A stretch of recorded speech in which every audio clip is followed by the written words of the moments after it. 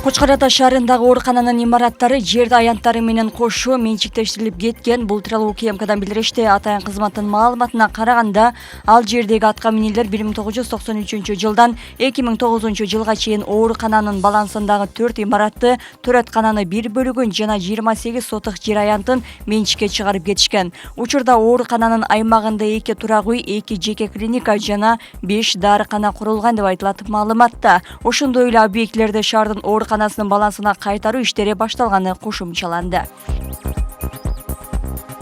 Шайлоодо добушун саткандарды жоопкерчиликке тартуу сунушталды. Тиешелүү мыйзам долбоорун Жогорку Кеңештин депутаты Бактыбек Чойбеков даярдаган.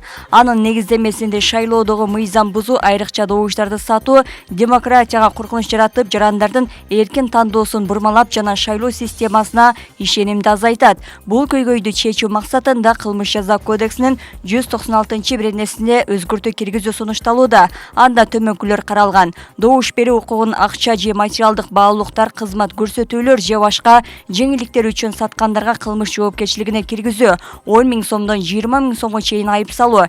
Эгерде жаран анын добушун сатып алуу аракети тууралуу тергөө башталганга чейин органдарга билдирсе, кылмыш жоопкерчилигинен бошотулат. Президент Садыр Жапаров бүгүн 27 декабрда бир күндүк жумуш сапары менен Жалал Абад облусуна барды. Бул тууралуу президенттин басма сөз катчысы Аскат Алагөзов маалымдады. Анын айтымында мамлекет башчы Кытай, Кыргызстан, Өзбекстан темир жолунун курулушун баштоо азимине катышат. Иш-чара түз эфирде чагылдырылат. 9 январдан тарта Асман авиакомпаниясы Ош Каракол аба каттамын ачат. Бул тууралуу Манас аэропорту маалымдады. Каттамдар ар бейшемби жана жекшемби күндөрү аткарылат.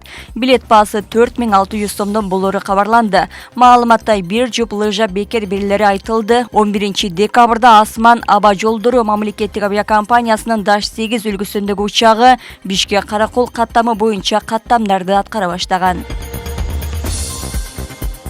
Министрлер кабинети 2025 жылда боло турган айыл чарба каттоосуна 278 миллион сом бөлдү. Бул тууралуу Улуттук статистика комитети маалымдады. Маалыматка ылайык Ысык Ата жана Арабан райондорунда сынамак айыл чарба каттоосу ийгиликтүү аяктады. Министрлер кабинети каттоону өткөрүүгө 278 миллион сом бөлдү. Анын 87,8% кызматкерлердин маянасына жана социалдык фонд төлөмдөрүнө жумшалат.